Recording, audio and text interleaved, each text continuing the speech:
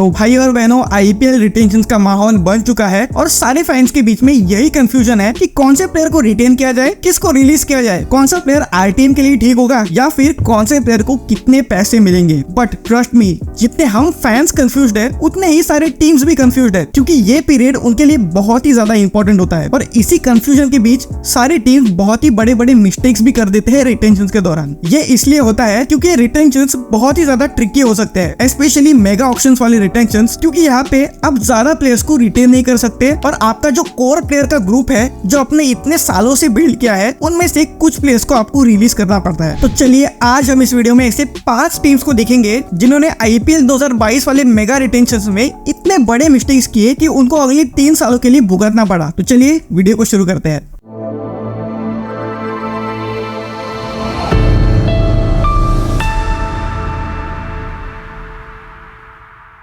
Number 5 पर है CSK का फाफ डू प्लेसी को रिटेन ना करना। अब मैं आपको मिस्टेक्स बताने से पहले तब रिटेंशन रूल्स क्या थे ये भी समझा देता हूँ। तो तब ये रूल था कि यहाँ पे टीम्स मैक्सिमम 4 प्लेयर्स को रिटेन कर सकती है, जिनमें से एक फॉरेन प्लेयर होगा और बाकी के 3 इंडियन प्लेयर्स। तो तब सीएसके ने आईपीएल 2022 वाले मेगा ऑक्शन से पहले महेंद्र सिंह धोनी, रविंद्र जडेजा और ऋतुराज गायकवाड़ को रिटेन किया और ओवरसीज प्लेयर्स में उन्होंने मोइन अली को रिटेन किया, जिसके वजह से उनको फाफ डू प्लेसी को रिलीज करना पड़ा। सीएसके ने फाफ डू प्लेसी को मेगा ऑक्शंस में वापस खरीदने के लिए बिड तो जरूर की, बट उनको रॉयल चैलेंजर्स बैंगलोर ने 7 करोड़ रुपए देके खरीदा और ये सौदा उनके लिए बहुत ही ज्यादा फायदेमंद भी साबित हुआ, क्योंकि उन्होंने फाफ डू प्लेसी को डायरेक्ट कैप्टन ही बना दिया। फाफ की कैप्टनसी के अंडर आरसीबी ने पिछले 3 सीजन्स में 2 बार प्लेऑफ्स के लिए क्वालिफाई किया है और वो भी तब जब उनकी बॉलिंग अटैक को वीक माना जा रहा था। बैटिंग वाइज भी फाफ ने आरसीबी के लिए अच्छे परफॉर्मेंसेस दिए हैं और कंसिस्टेंटली अपना स्ट्राइक रेट भी इंप्रूव किया है। रही बात सीएसके की, तो उन्होंने आईपीएल 2023 तो जरूर जीता, बट आईपीएल 2022 और 2024 में वो प्लेऑफ्स के लिए क्वालिफाई नहीं कर सके और उसमें एक मेन रीजन था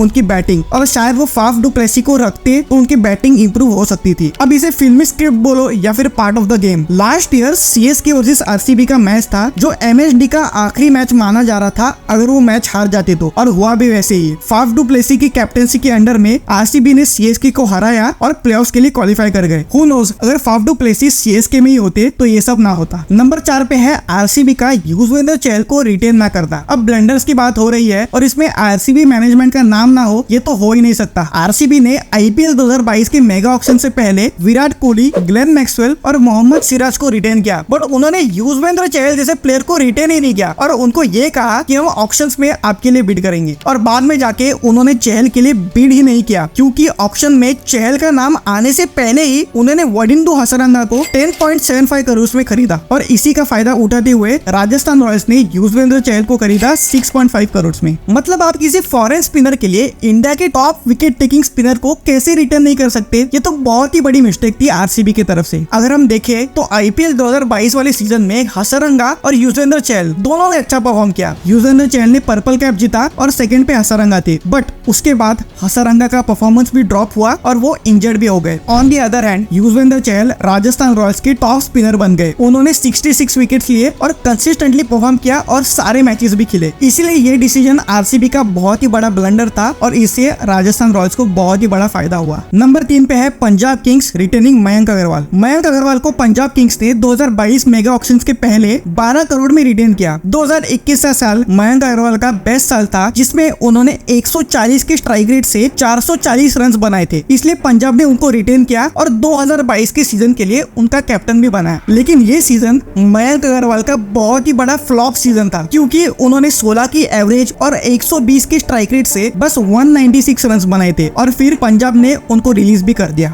तब पंजाब किंग्स के पास कुछ अच्छे प्लेयर्स थे, जिसे वो तब मोहम्मद शमी को रिटेन कर सकते थे या फिर निकोलस पूरन को भी रिटेन कर सकते थे, बट मयंक अग्रवाल को रिटेन करना उनके लिए बहुत ही बड़ा ब्लंडर साबित हुआ। नंबर 2 पे है सनराइजर्स हैदराबाद केन विलियमसन और राशिद खान। 2022 मेगा ऑक्शन से पहले सनराइजर्स हैदराबाद ने केन विलियमसन को रिटेन किया, वो भी 14 करोड़ रुपए देके। चलो ये तो ठीक है, बट अगला कॉल उनका इतना बुरा था कि ये डिसीजन तो डेविड वार्नर को ना रिटेन करने से भी बुरा था। उन्होंने राशिद खान को रिलीज कर दिया क्योंकि वो चाहते थे कि वो नंबर 1 रिटेंशन हो। केन विलियमसन भले ही एक बड़ा प्लेयर है, लेकिन मॉडर्न टी20 में राशिद खान जैसे प्लेयर को केन विलियमसन के लिए रिलीज कर देना बहुत ही बुरा डिसीजन था, क्योंकि विलियमसन ने उस साल 13 मैचेस में बस 216 रन बनाए, वो भी 20 की एवरेज और 93 के स्ट्राइक रेट से। इसी इसी की वजह से एसआरएच ने अगले ही साल उनको रिलीज कर दिया। मजे की बात तो ये है कि उस साल गुजरात टाइटंस, जिन्होंने राशिद खान को 15 करोड़ देके ड्राफ्ट किया था, उन्होंने ही केन विलियमसन को खरीद लिया। यानी कि केन विलियमसन और राशिद खान वापस एक ही टीम में आ गए। नंबर 1 पे है Mumbai Indians retaining Kieron Pollard. अब ये नाम सुन के आप थोड़ा सा शॉक हो जाओगे कि भाई कायरन पोलार्ड मुंबई के ऑल टाइम ग्रेट्स में से है, उनको रिटर्न करना तो बनता है। जी हाँ, आपने सही कहा, उनको रिटर्न करना सही था, बट मुंबई इंडियंस ने उनको एक ही सीजन खिलवाया, यानी आईपीएल 2022 सीजन खिलवा दिया और अगले सीजन डायरेक्ट रिटायर ही कर दिया। तो फिर उस रिटेंशन का कुछ मीनिंग ही नहीं रहा। इसकी जगह वो ट्रेंट बोल्ट को रिटेन कर सकते थे और चाहे तो कायरन पोलार्ड को मेगा ऑक्शन में खरीदने की कोशिश कर सकते थे, बट ऐसा उन्होंने नहीं किया और कायरन पोलार्ड को रिटेन कर लिया। और अब ना ही कायरन पोलार्ड है और ना ही ट्रेंट बोल्ट। इसके वजह से उनकी बॉलिंग भी बहुत ही ज्यादा कमजोर हो गई और इसी की वजह से वो आईपीएल 2022 और आईपीएल 2024 में 10th रैंक पे फिनिश कर गए। अगर आपने कायरन पोलार्ड को रिटेन कर ही लिया है तो उनको थोड़े और सीजन खिलवा देते ना, क्योंकि आज के वक्त पे कायरन पोलार्ड लगभग सारे T20 लीग्स खेल रहे हैं, तो मुंबई इंडियंस के लिए अच्छा ऑप्शन हो सकते थे। बट मुंबई इंडियंस ने इस रिटेंशन को